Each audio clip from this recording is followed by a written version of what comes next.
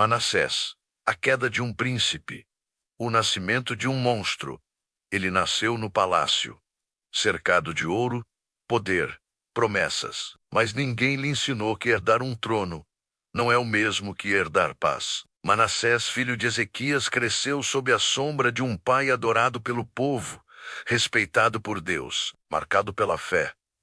Ezequias havia chorado diante do Senhor e recebido mais 15 anos de vida. Ele viu o sol voltar 10 graus no relógio como sinal da misericórdia divina. Ele viu os assírios caírem sem que uma espada fosse levantada. Ele viu milagres. Mas Manassés só viu o peso, a expectativa, o olhar do povo que esperava outro Ezequias. E ele sabia, lá no fundo, que nunca seria. Aos 12 anos, Manassés foi coroado rei de Judá. 12, uma criança com uma coroa de responsabilidade. Um menino que deveria governar um reino inteiro, manter a aliança com Deus, conduzir uma nação, e ninguém perguntou se ele estava pronto. Ninguém perguntou se ele queria, apenas colocaram um manto sobre seus ombros e disseram: agora você é rei. Mas por dentro, ele ainda era um menino que nunca foi visto. O filho que cresceu ouvindo sobre o pai, mas nunca realmente conhecendo o pai, porque Ezequias amava a Deus. Mas será que amava o filho? Será que alguma vez parou para olhar nos olhos de Manassés e perguntar: como você está? Não, Ezequias estava ocupado sendo santo. E Manassés cresceu sozinho. A Bíblia diz em 2 Reis 21, 1-2. Tinha Manassés 12 anos de idade, quando começou a reinar, e reinou 55 anos em Jerusalém. E fez o que era mal aos olhos do Senhor, conforme as abominações dos gentios, que o Senhor expulsara de diante dos filhos de Israel, 55 anos, mais da metade de um século no poder. E quase tudo isso mergulhado em trevas. Mas por quê? O que leva um menino criado no templo a destruir o templo? O que transforma um príncipe de Judá num adorador de demônios? A resposta está no vazio. Manassés herdou a coroa, mas não herdou a intimidade. Ele viu o pai orar, mas nunca sentiu o abraço. Viu o pai ser curado, mas nunca foi curado do abandono emocional que carregava. Ezequias morreu, e Manassés ficou com um trono, com um povo, com um Deus que ele não conhecia, apenas ouvia falar. E quando você cresce ouvindo sobre Deus, mas nunca sentindo Deus, quando você vê religião, mas não vê relacionamento, algo dentro de você quebra, algo dentro de você grita: se ele não me vê, então eu vou atrás de quem me vê. E foi exatamente isso que Manassés fez. Ele começou devagar, testando os limites, reerguendo os altares que Ezequias havia destruído. Altares a Baal, altares a Azerá, ídolos de madeira, de pedra, de metal, deuses que não exigiam santidade, deuses que não cobravam, deuses que não julgavam, apenas prometiam poder, prazer, controle. E Manassés mergulhou. Ele não estava procurando pecado. Ele estava procurando anestesia. Ele estava tentando calar a dor de nunca ter sido suficiente, de nunca ter sido visto, de carregar um nome pesado demais para os ombros de uma criança. A idolatria não é só rebeldia. Muitas vezes, é fuga. É o lugar onde a alma ferida tenta encontrar algum tipo de consolo, mesmo que falso, mesmo que destrutivo. Manassés ergueu ídolos em Jerusalém, no templo. No lugar santo, ele colocou uma imagem de Azerá dentro da casa de Deus. 2 Reis 21, 7 diz: pôs a imagem de escultura do ídolo que tinha feito, na casa de que o Senhor dissera a Davi e a Salomão seu filho. Nesta casa, em Jerusalém, que escolhi de todas as tribos de Israel, porei o meu nome para sempre. Ele profanou o sagrado. Mas não porque odiava a Deus, porque não o conhecia. E o que você não conhece, você não respeita. O que você não sente, você substitui. Manassés substituiu Deus por ídolos, substituiu oração por feitiçaria, substituiu adoração por adivinhação. Ele consultava mortos, praticava magia, oferecia sacrifícios a demônios. E o pior de tudo, ele sacrificou seus próprios filhos. 2 Reis 21, 6 registra: e queimou a seu filho como oferta, e praticou feitiçaria, e usou de agouros, e consultou adivinhos, encantadores. Prosseguiu em fazer o que era mal aos olhos do Senhor, para o provocar a ira. Ele queimou seus filhos no fogo, no vale de Inom, como oferenda aos deuses pagãos. Imagine a cena: um pai segurando o próprio filho, ouvindo o choro, sentindo o peso do corpo pequeno nos braços, e mesmo assim, entregando-o ao fogo. Por quê? Porque a dor não resolvida se transforma em monstruosidade. Porque quando você não cura suas feridas, você as transmite, você as multiplica, você as queima em quem está ao seu redor. Manassés não era apenas um rei mau, ele era um homem quebrado, que quebrou tudo ao seu redor. Ele derramou sangue inocente. 2 Reis 21:16 diz: além disso, Manassés derramou muitíssimo sangue inocente, até que encheu Jerusalém de um ao outro extremo. Profetas foram mortos. Sacerdotes foram silenciados. Qualquer voz que se levantasse contra ele era calada, com violência, com sangue. Porque quando você vive na escuridão por tanto tempo, a luz se torna insuportável. E Manassés não queria luz, ele queria controle, ele queria ser Deus. Porque se você não pode agradar a Deus, você tenta substituí-lo. E durante anos, décadas, Manassés reinou assim, violento, idólatra, perdido. E o povo o seguiu. Porque o líder define a cultura, o rei molda a nação, e Judá se afundou junto com ele. 2 Reis 21:9 diz: porém não ouviram, e Manassés de tal modo os fez errar, que fizeram pior do que as nações que o Senhor tinha destruído de diante dos filhos de Israel. Eles fizeram pior que os cananeus, pior que os povos que Deus expulsou da terra. Porque o pecado que nasce dentro da casa de Deus é sempre mais destrutivo. É traição, é profanação, é a luz se tornando trevas. E quando a luz se torna trevas, quão grandes são essas trevas? Mas algo estava para acontecer, algo que Manassés não esperava. Porque Deus não desiste. Mesmo quando você desiste dele, mesmo quando você o rejeita, mesmo quando você mancha seu nome e profana sua casa, ele não desiste. E o que Deus fez com Manassés foi algo inesperado, brutal e misericordioso. Ele o quebrou completamente. Havia poder, havia um trono, havia sangue nas mãos e ídolos no templo. E havia um homem que achava que controlava tudo, até o dia em que percebeu que não controlava nada. Manassés reinou por décadas sem consequências visíveis. Ele matou, profanou, queimou seus filhos, encheu Jerusalém de sangue inocente, e nada aconteceu. Ou pelo menos, foi o que ele pensou, porque Deus é paciente.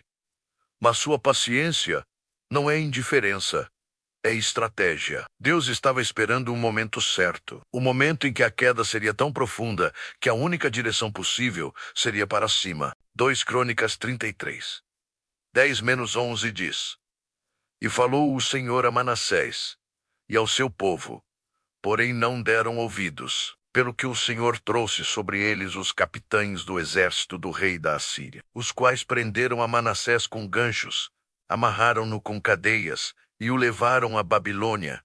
Ganchos, não cordas, não algemas, ganchos de ferro, atravessados no corpo, na carne, na boca, segundo alguns relatos históricos, como se fosse um animal, um peixe, sendo arrastado para fora da água. Manassés, o rei de Judá, filho de Ezequias, herdeiro do trono de Davi, foi preso como um bicho, arrastado, humilhado, levado para a Babilônia, e ali, numa cela escura, sem coroa, sem trono, sem poder, Manassés finalmente ficou sozinho, consigo mesmo e com Deus.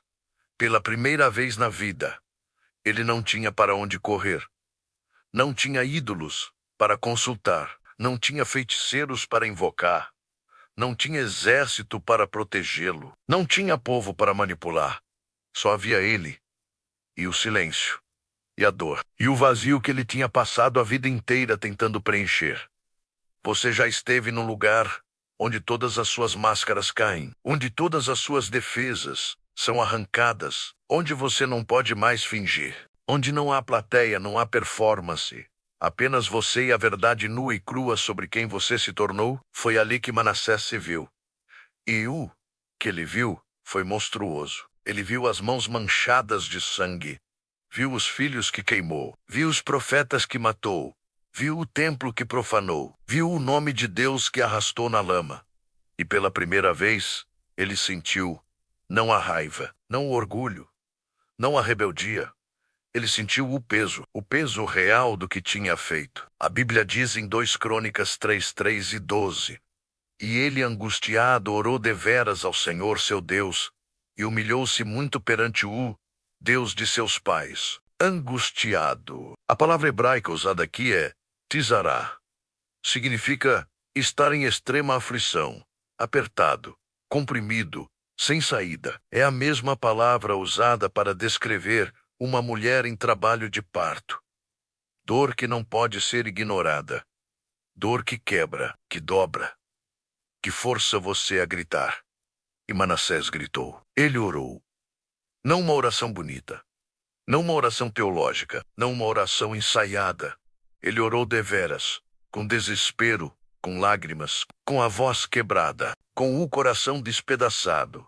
Ele humilhou-se muito, não um pouco, muito, porque orgulho não cai devagar. Orgulho desmorona, e quando desmorona, é violento, é doloroso, é total. Manassés caiu de joelhos, literalmente, e ali, naquela cela, acorrentado, ferido, destruído, ele fez algo que nunca tinha feito na vida. Ele reconheceu que estava errado, que Deus estava certo, que ele não era Deus, que ele precisava de misericórdia, e a misericórdia veio, não porque ele mereceu, não porque ele fez por merecer, mas porque Deus é quem ele é. 2 Crônicas 3, 3 e 13 diz: E Deus se tornou favorável às suas orações, e atendeu-lhe a súplica, e o trouxe de novo a Jerusalém, ao seu reino. Então reconheceu Manassés que o Senhor era Deus. Deus ouviu, Deus atendeu, Deus o trouxe de volta, não porque Manassés foi bom, mas porque Deus é bom. E essa é a diferença entre religião e relacionamento. Religião diz: seja bom o suficiente e Deus vai te aceitar. Relacionamento diz: você nunca será bom o suficiente, mas Deus te aceita mesmo assim. Manassés voltou para Jerusalém, mas ele não voltou o mesmo. Ele voltou quebrado, transformado, consciente. E a primeira coisa que ele fez foi remover os ídolos. 2 Crônicas 3, 3 e 15-16.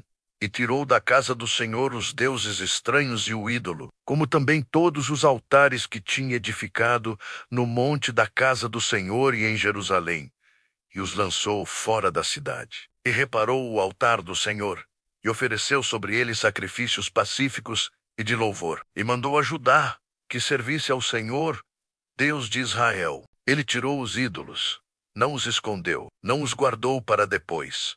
Ele os destruiu, os lançou fora, porque você não pode servir a 2 senhores. Você não pode dizer que mudou e continuar guardando aquilo que te destruiu. Manassés reparou o altar. A palavra reparou aqui é shazak em hebraico. Significa fortalecer, restaurar, reconstruir. Ele reconstruiu o que havia destruído. Ele restaurou o que havia profanado. E então ele ofereceu sacrifícios pacíficos de louvor, não por obrigação, não por medo, mas porque algo dentro dele tinha mudado. Ele não estava mais tentando agradar a Deus para conseguir algo. Ele estava agradecendo por ter sido alcançado, por ter sido visto, por ter sido resgatado. E ele mandou Judá servir ao Senhor. Mas a Bíblia registra algo triste. 2 Crônicas 3, 3 e 17. Mas o povo ainda sacrificava nos altos. Porém, somente ao Senhor, seu Deus, o povo continuou nos altos. Por quê? Porque Manassés havia liderado uma geração inteira no caminho errado. E algumas coisas, uma vez plantadas, demoram para ser arrancadas. Você pode mudar, mas as pessoas ao seu redor podem não mudar junto. Você pode se arrepender. mas as consequências do que você fez ainda podem permanecer. Manassés mudou, mas Judá não mudou completamente. E isso é importante, porque a redenção de Manassés não apagou o que ele fez. Não trouxe de volta os filhos que ele queimou. Não ressuscitou os profetas que ele matou. Não devolveu a inocência que ele roubou. A graça de Deus perdoa, mas as cicatrizes permanecem. As consequências permanecem. E Manassés teve que viver com isso. Teve que acordar todos os dias, sabendo que, embora Deus o tivesse perdoado, ele ainda carregaria o peso do que fez. E talvez tenha sido isso que o manteve humilde. Talvez tenha sido isso que o impediu de voltar ao orgulho, porque ele sabia do que era capaz. Ele sabia até onde tinha ido. Ele sabia que sem Deus, ele era um monstro. E talvez seja esse o segredo da verdadeira mudança. Não esquecer quem você foi, não para viver em condenação, mas para viver em gratidão, em consciência, em vigilância. Porque a pessoa que esquece de onde Deus a tirou é a pessoa que mais corre risco de voltar.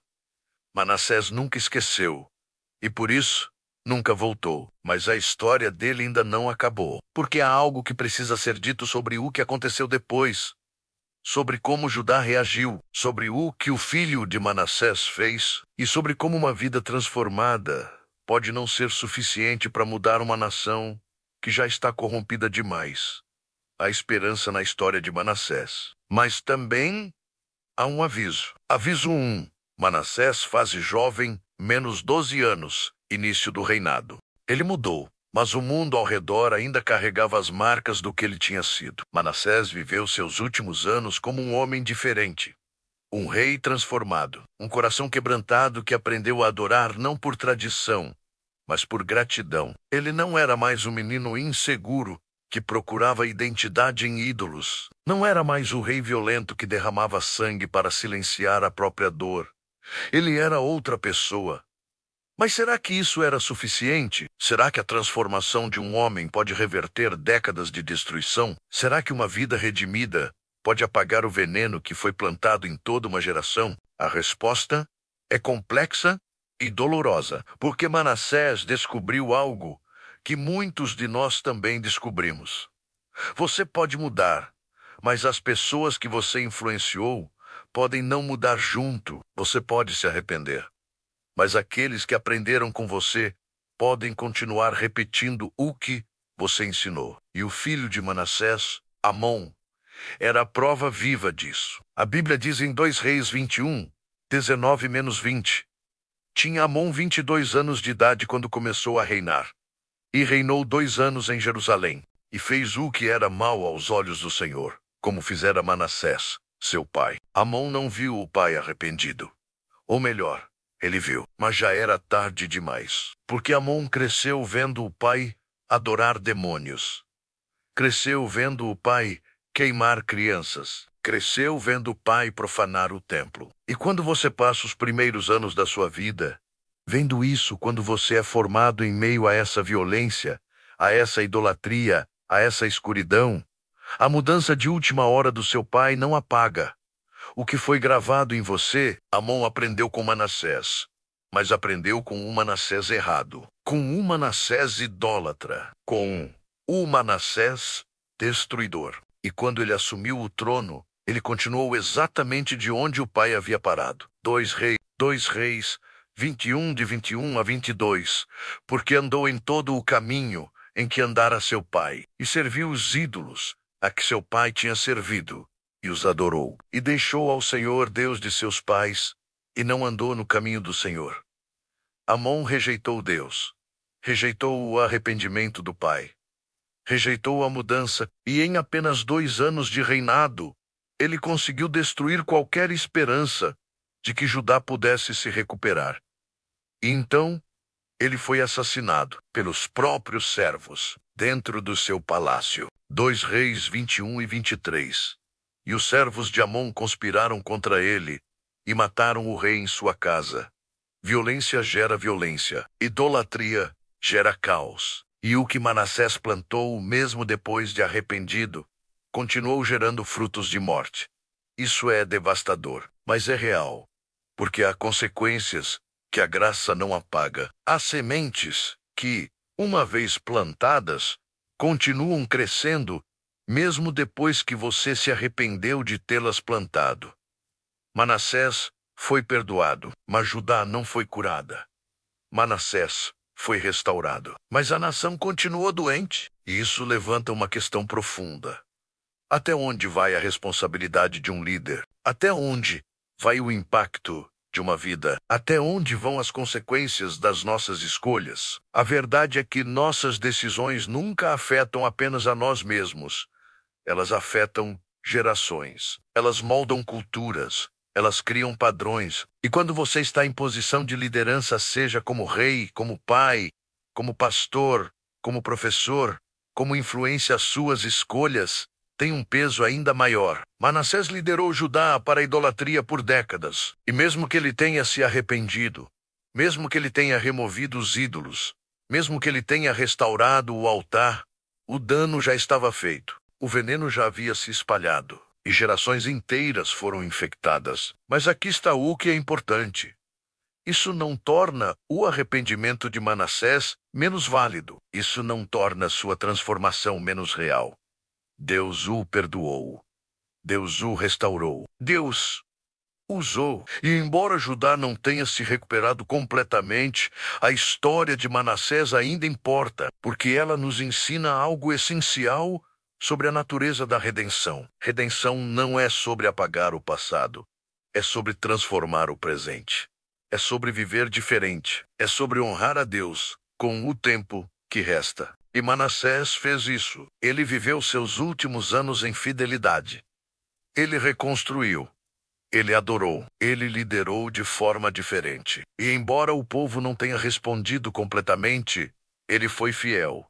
E Deus honrou isso. Há uma oração de Manassés que foi preservada na literatura judaica. Não está no cânon bíblico, mas reflete o coração de um homem quebrantado. Ela diz: Ó Senhor Deus de nossos pais, Tu que fizeste o céu e a terra, eu pequei, Senhor.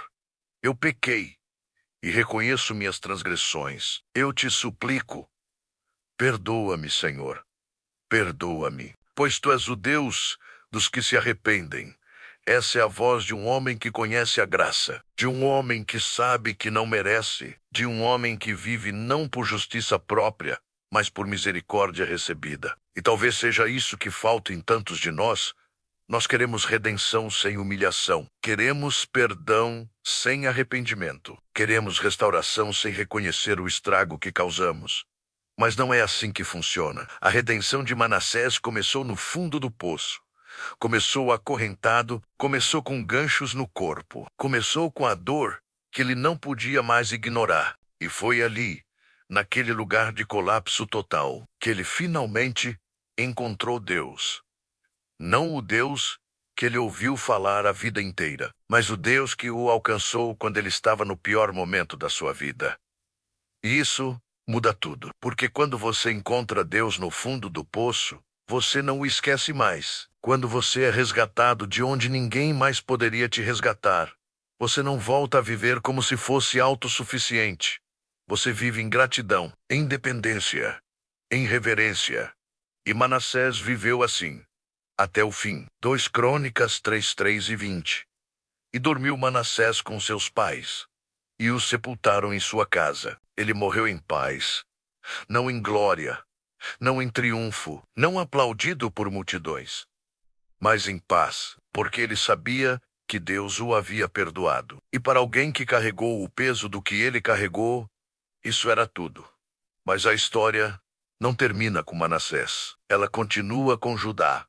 E o que aconteceu com Judá é um aviso para todos nós, porque Judá nunca se recuperou completamente. Depois de Amon veio Josias, um rei bom, um rei que buscou a Deus, um rei que trouxe reforma. Mas mesmo Josias não conseguiu reverter completamente o dano. 2 Reis 23, versículos 26 e 27 diz: Todavia, o Senhor não se apartou do ardor da sua grande ira, com que ardia contra Judá, por todas as provocações com que Manassés o tinha provocado. E disse o Senhor: Também a Judá hei de tirar de diante da minha face, Como tirei a Israel, e rejeitarei esta cidade de Jerusalém que elegi, e a casa da qual eu disse, estará ali o meu nome, mesmo depois de Josias, mesmo depois da reforma, mesmo depois do arrependimento. Judá foi levada para o exílio. Por quê? Por causa de Manassés, por causa do que ele fez, por causa do veneno que ele plantou. E isso é assustador, porque significa que há pecados que têm consequências geracionais. Há escolhas que afetam não apenas você, mas seus filhos, seus netos, sua nação. E embora Deus tenha perdoado Manassés pessoalmente, ele não poupou Judá das consequências coletivas. Isso não é injustiça, é realidade. É o funcionamento do mundo. É a lei da semeadura e da colheita. Você pode ser perdoado, mas as sementes que você plantou ainda vão crescer e você vai ter que viver vendo isso. Manassés viveu vendo isso, vendo o filho rejeitar tudo o que ele tentou restaurar, vendo a nação continuar nos altos, vendo o povo resistir à mudança. E talvez tenha sido isso que o quebrou ainda mais. Talvez tenha sido isso que o manteve de joelhos até o fim, porque ele sabia que, embora Deus o tivesse perdoado, ele ainda era responsável, ainda carregava o peso, ainda via os frutos. E isso, de uma forma estranha, é tanto um aviso quanto uma esperança. Um aviso de que nossas escolhas importam mais do que imaginamos. E uma esperança de que, mesmo quando o dano é grande, Deus ainda pode nos alcançar. Ainda pode nos perdoar, ainda pode nos usar, mesmo que seja tarde, mesmo que o estrago já esteja feito, porque Manassés foi usado.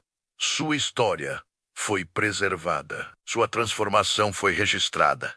E até hoje, milênios depois, ela continua ensinando, ela continua confrontando, ela continua mostrando que ninguém está longe demais, ninguém caiu demais. Ninguém é irreparável demais, mas ela também mostra que você não pode brincar com Deus, não pode desprezar sua casa, não pode ignorar sua voz, porque quando você faz isso, você não prejudica apenas a si mesmo, você contamina tudo ao seu redor. Manassés, o homem que Deus não desistiu. E o que isso significa para você? Ele era o pior, o mais violento, o mais idólatra, o mais perdido. E mesmo assim, Deus não desistiu dele. Essa é a parte da história que desarma, que quebra, que confronta. Porque se Deus não desistiu de Manassés, então ele não desiste de ninguém. E se ele alcançou Manassés no fundo do poço, então não existe poço fundo demais. Não existe queda grande demais. Não existe escuridão espessa demais. A história de Manassés não é apenas sobre um rei antigo. É sobre você, sobre mim, sobre cada pessoa que já se sentiu longe demais, que já acreditou que cruzou a linha, que já pensou: eu fiz coisas demais, Deus nunca me aceitaria de volta. Mas a Bíblia preservou essa história justamente para destruir essa mentira, para mostrar que a misericórdia de Deus é maior que o nosso pecado, que sua graça é mais profunda que a nossa queda, que seu amor alcança onde nenhum outro amor alcançaria. Manassés queimou seus filhos, e Deus o perdoou. Manassés encheu Jerusalém de sangue inocente, e Deus o restaurou. Manassés profanou o templo, adorou demônios, praticou feitiçaria, matou profetas, e Deus ainda assim ouviu sua oração. Isso não é lógico, não é justo segundo nossos padrões. Não faz sentido para a mente humana, mas é exatamente assim que Deus opera. Romanos 5:20 diz: onde o pecado abundou, superabundou a graça. Superabundou, não apenas igualou, não apenas cobriu, superabundou, transbordou, foi além, foi mais. E essa é a essência do Evangelho. Não que somos bons o suficiente, mas que Deus é bom o suficiente. Não que merecemos perdão, mas que ele oferece perdão mesmo assim. E Manassés experimentou isso de forma visceral. Ele não teve uma experiência religiosa. Ele teve um colapso existencial que o levou aos braços de Deus. E foi ali, destruído, acorrentado, sem máscaras, sem desculpas, sem nada para oferecer, além de um coração quebrado, que ele foi recebido. Isso nos ensina algo crucial sobre como Deus funciona. Ele não espera que você se conserte para depois ir até ele. Ele espera que você venha quebrado, venha culpado, venha envergonhado, venha sem condições de se justificar, porque é exatamente nesse lugar que a graça opera. Lucas 18:13 mostra o publicano orando: ó Deus, sê propício a mim, pecador. E Jesus disse que ele saiu justificado. Não o fariseu que se achava justo, mas o pecador que se reconheceu pecador. Essa é a porta de entrada. Não a perfeição, mas a humildade. Não a força, mas a rendição. E Manassés passou por essa porta. Mas há algo mais na história dele que precisa ser dito. Algo que muitos ignoram. Algo que é ao mesmo tempo libertador e assustador. A transformação de Manassés foi real, mas ela não apagou as consequências do que ele fez. Ele foi perdoado, mas Judá ainda sofreu. Ele foi restaurado, mas os filhos que ele queimou não voltaram. Ele mudou, mas os profetas que ele matou não ressuscitaram. Isso nos confronta com uma verdade difícil. Deus perdoa, mas as cicatrizes permanecem. Deus restaura, mas as consequências ainda existem. Deus transforma, mas o passado não é apagado. Gálatas 6:7 diz: não vos enganeis, de Deus não se zomba, pois aquilo que o homem semear, isso também ceifará. Isso não contradiz a graça, isso complementa a graça, porque a graça não é uma borracha mágica que apaga tudo. A graça é um poder transformador que te capacita a viver diferente a partir de agora. Manassés foi perdoado, mas teve que viver com o peso do que fez. Teve que acordar todos os dias sabendo que havia sangue nas suas mãos, que havia vidas destruídas por causa dele, que havia uma nação contaminada pela sua liderança. E talvez tenha sido isso que o manteve humilde. Talvez tenha sido isso que o impediu de voltar ao orgulho, porque ele nunca esqueceu. E é por isso que a verdadeira transformação não é sobre esquecer o passado. É sobre não ser mais definido por ele. É sobre não viver em condenação, mas em gratidão. É sobre não negar o que você fez, mas também não permitir que isso te paralise. Manassés não negou o que fez, mas também não ficou preso nisso. Ele viveu o resto da vida em fidelidade, em adoração, em reconstrução. E isso é redenção. Não perfeição, mas direção. Não ausência de passado, mas presença de propósito. E aqui está a pergunta que a história de Manassés nos faz. E você? Onde você está nesse espectro? Você está no começo da história de Manassés, procurando identidade em lugares errados, procurando preencher o vazio com ídolos, anestesiando a dor com coisas que só aprofundam a ferida? Ou você está no meio, já tão afundado que nem consegue mais enxergar a saída? Já fez tanta coisa que acredita ser tarde demais? Já machucou tantas pessoas que se sente irreparável? Ou você está no cativeiro, acorrentado pelas consequências das suas próprias escolhas, preso, sem saída, desesperado e finalmente pronto para olhar para cima? Ou você está na volta, tentando reconstruir o que destruiu? Tentando viver diferente, tentando honrar a Deus com o tempo que resta, seja onde for que você esteja. A história de Manassés tem algo a dizer para você. Se você está no começo, pare, antes que seja tarde demais, antes que o veneno se espalhe, antes que você destrua o que não pode ser reconstruído. Reconheça o vazio, mas não tente preencher com ídolos. Vá direto à fonte. Vai, Deus. Se você está no meio, saiba que não é tarde demais. Você pode achar que é. Você pode achar que já foi longe demais. Mas Manassés prova que não existe longe demais para Deus. Ele te alcança onde você está. Se você está no cativeiro, grite, ore, clame. Mesmo que você ache que Deus não vai ouvir, mesmo que você ache que não merece ser ouvido, grite mesmo assim, porque Deus ouve. E se você está na prova, continue. Não desista. Sim, é difícil. Sim, as pessoas podem não responder. Sim, as consequências ainda existem. Mas continue, porque Deus te restaurou para algo.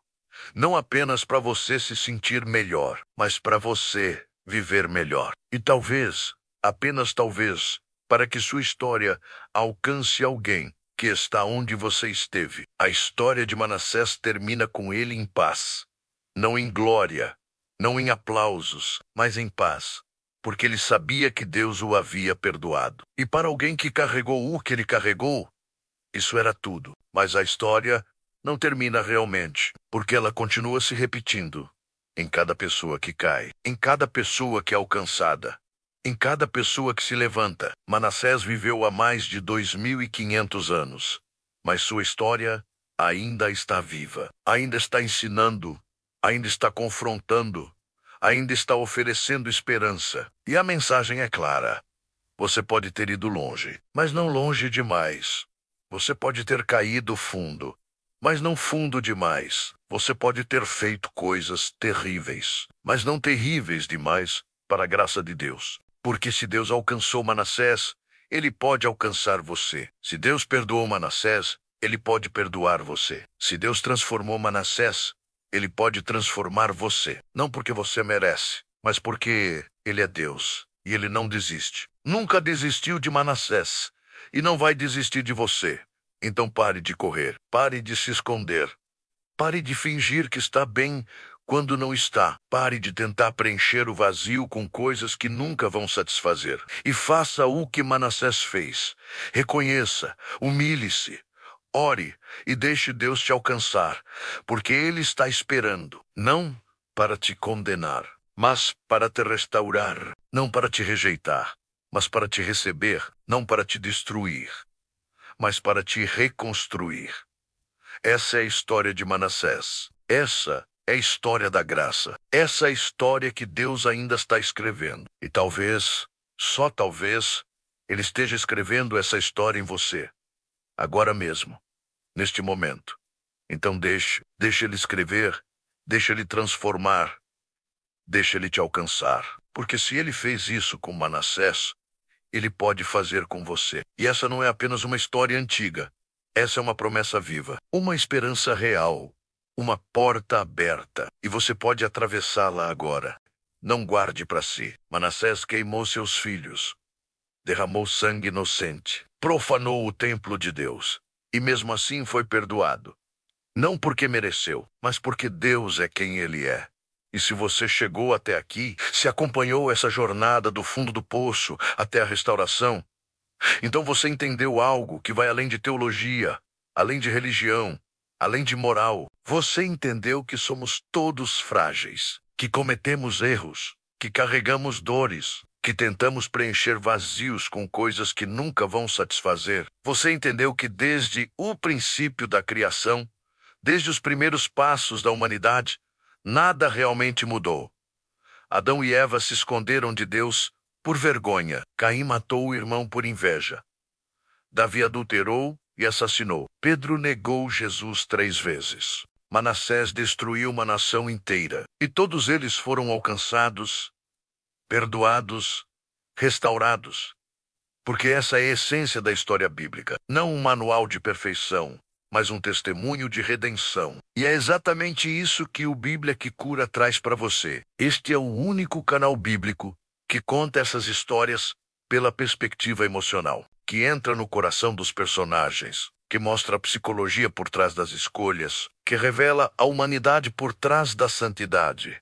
Porque a Bíblia não é um livro de heróis perfeitos, é um livro de pessoas quebradas, que encontraram um Deus que não desiste. E quando você vê isso, quando você entende isso, tudo muda. Você para de se sentir distante demais. Você para de achar que Deus só aceita os perfeitos.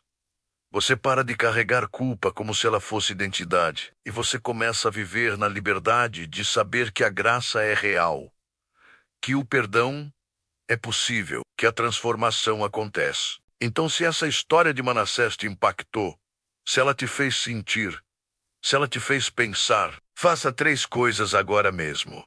Primeiro, inscreva-se no canal, porque toda semana tem uma nova história, uma nova jornada, um novo mergulho profundo na vida de alguém que, assim como você, estava quebrado perdido, desesperado, e foi alcançado. E você não pode perder isso. Você não pode perder a chance de ver sua própria história refletida nas páginas da Bíblia. Segundo, ative o sininho, porque quando a próxima história chegar, você precisa estar lá. Você precisa ouvir.